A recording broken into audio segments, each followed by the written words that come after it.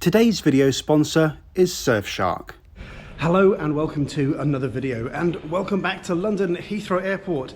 I'm in Terminal 3 because I'm about to take American Airlines across the Atlantic to JFK in a Boeing 777-200 in business class. This is part of my attempt to requalify for British Airways Executive Club's gold status, and this is a tier point run. I'll explain what that is a little bit later on. But first, let's get cracking and enjoy the video. Let's kick off this video in flight connections at Heathrow. You see, I just landed on a domestic flight from Inverness. At the time of this video, American Airlines were flying from Terminal 3 and I needed to catch an airside bus to get between terminals. Anyway, for those of you who don't already know, a tier point run refers to a trip you make specially to build up tier points. They're sort of qualifying points to move up the status levels in the BA Executive Club. Points are awarded by distance per sector. London to San Francisco is 140 tier points in business class, but we're not going to do that. Inverness to London to New York to San Francisco is 3 sectors and a total of 320 tier points. Do that both ways and you have 640 tier points, and that's basically halfway to BA's top tier gold status. It's fun, if you like that kind of thing, staying overnight in New York and taking the lunchtime flight to San Francisco the next day on American's lovely transcontinental A321. Oh, and why bother starting from Inverness instead of London? Apart from the extra 40 tier points each way in business, it's cheaper. There is no air passenger duty charged by the government from any airport in what's known as the Highlands and Islands of Scotland. It's been a month or so of positive news regarding the COVID pandemic. Vaccines are on the way and it's very likely the airline industry will make a modest recovery next year. This video is from January 2020 and I found editing it fun, and I hope you'll enjoy coming with me on the trip. It's strange to think how Terminal 3 is actually closed at the moment and all these expensive shops are just waiting for the rebound to happen, but there we go. At the time of this trip, I was a BA Silver Card holder, so I could get into the joint business and first class Qantas lounge in Terminal 3. It's been here since 2018, but this was the first chance I'd had to check it out. It's really nice. There's a downstairs dining area, but the upstairs is far more lovely. The circular bar is a great centerpiece, although I rolled my eyes just a little at Qantas's branding of what is basically the place they put the juices.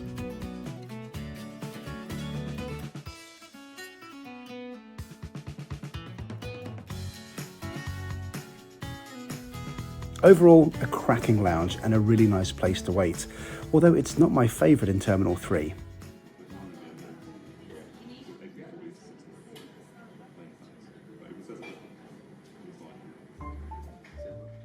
The Cathay Pacific Business Lounge is my favourite. It's just very much to my taste, has a noodle bar and some excellent hot food at the buffet, as well as some fantastic shower suites.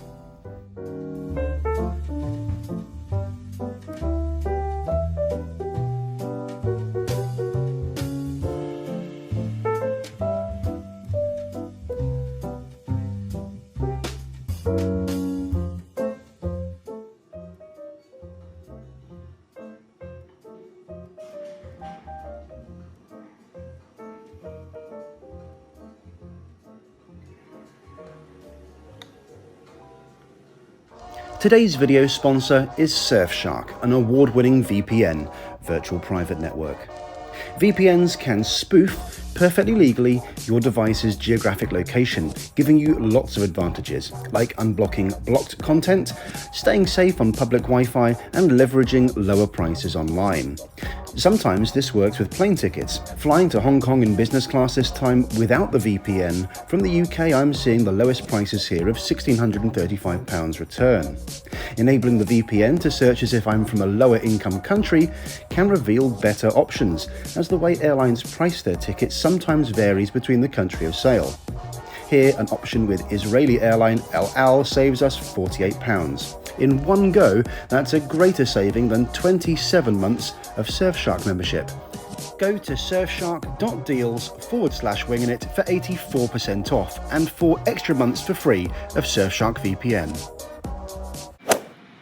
These British Airways 747s are now retired, although happily all 3 of the examples in retro liveries have been preserved, like the Negus 747 here, which now lives at Cotswold Airport. Our aircraft today is a Boeing 777-200 of American Airlines.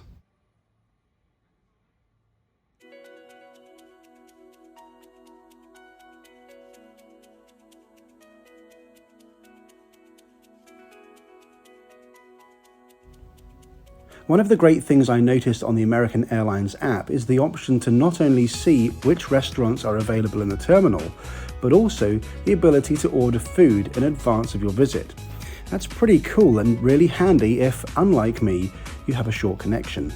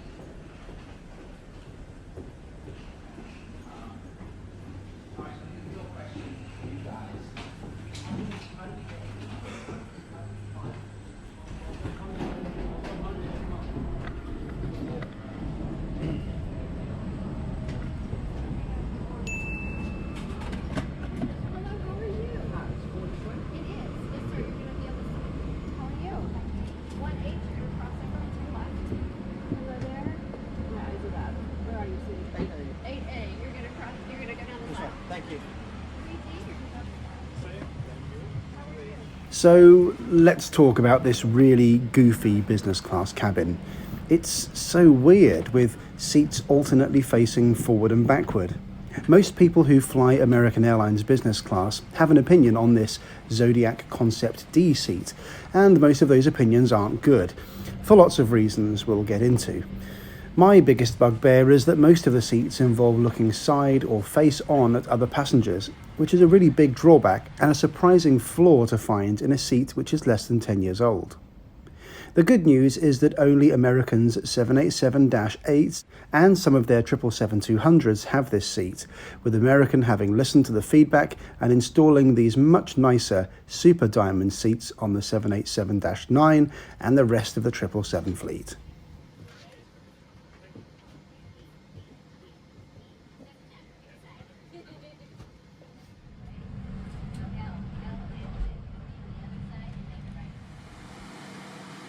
One of the difficulties in avoiding this seat is that on aircraft with this seat, the seat map is actually identical to those aircraft that have the better seats.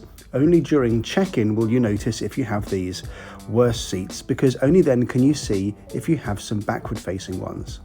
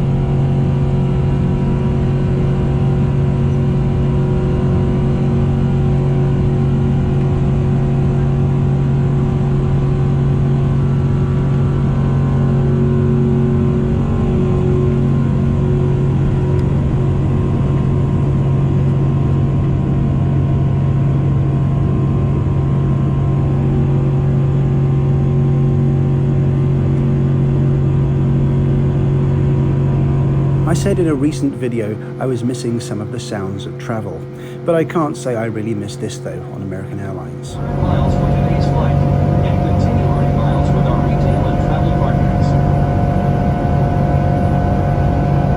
Our Advantage 8-liter red world Visa card is I don't advocate or ever promote credit cards on this channel, so that's enough of that. Let's tour this bizarre seat and see the features. There's a bountiful 2 USB sockets and 2 universal plug sockets, which is a good start. But sadly, that's the only thing this seat does better than most others. There's a real lack of storage space. You can't put stuff under the ottoman, there's no closet or anywhere to even put fairly small items, and even under the armrest, where you'd normally expect to find a storage chamber, there's nothing. In fact, there's nowhere to stow my headphone case at all, which isn't even that big.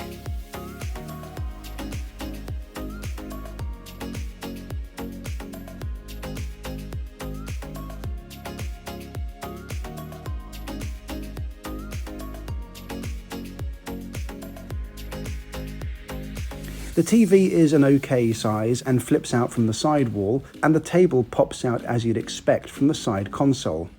It's sturdy enough, but one of the things that's often hard to convey in a video is whether something is well built or not, and this seat just isn't. Lots of American frequent flyers complain that because the seats are fixed in pairs, you can feel every movement your seat neighbour makes. I can't say I noticed that, but this scuff here shows the fittings probably aren't as high quality as they should be. Enough of that though. To be fair, the seat controls are pretty good and positioned in a comfortable place, and the review gets a lot more positive from here.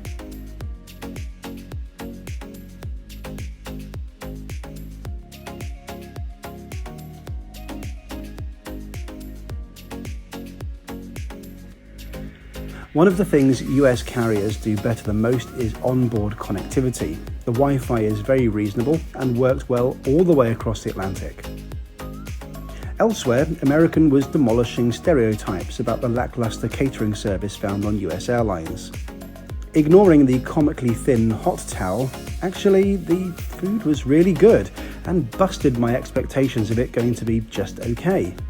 You'll also be pleased to know that for once I didn't go for the beef option on the menu, having pre-ordered the chicken online via the Manage My Booking function a few days before takeoff.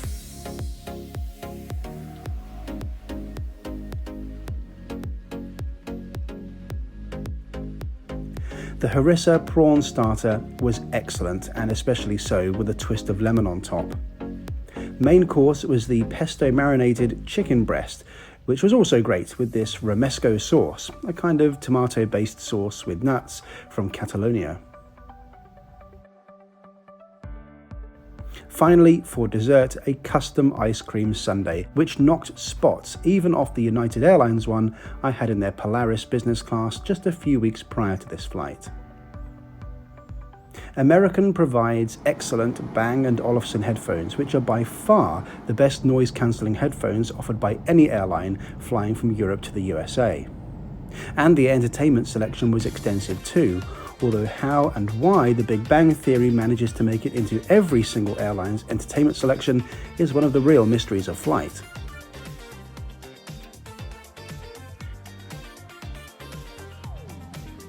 There's also live news, if that's your kind of thing.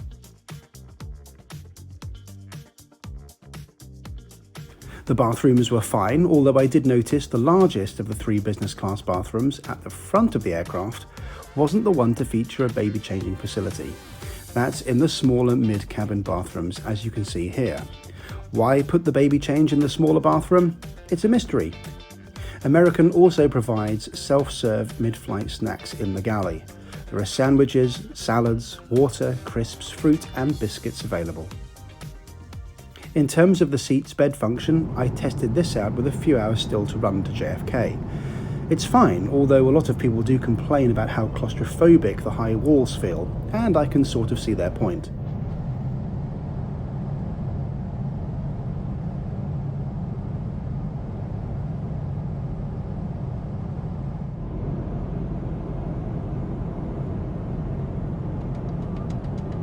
With 2 hours to go, I was served a coffee and caught up on my emails and social media.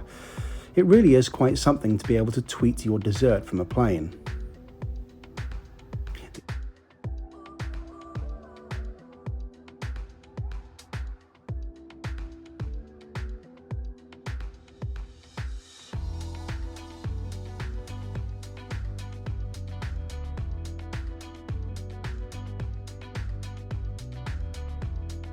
The amenity kit was a curious foldable one by Los Angeles fashion house This Is Ground, who I'd never heard of before.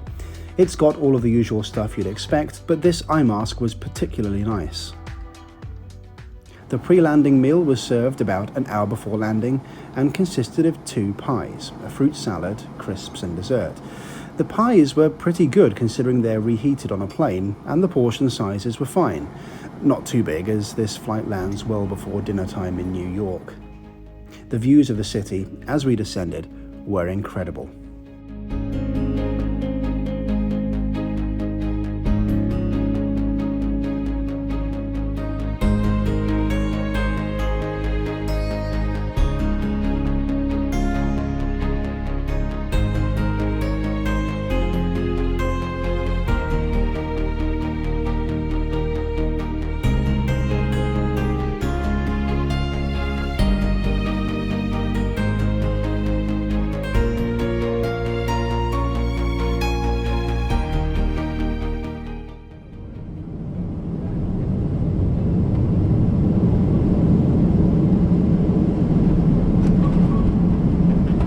Overall, a pretty solid flight.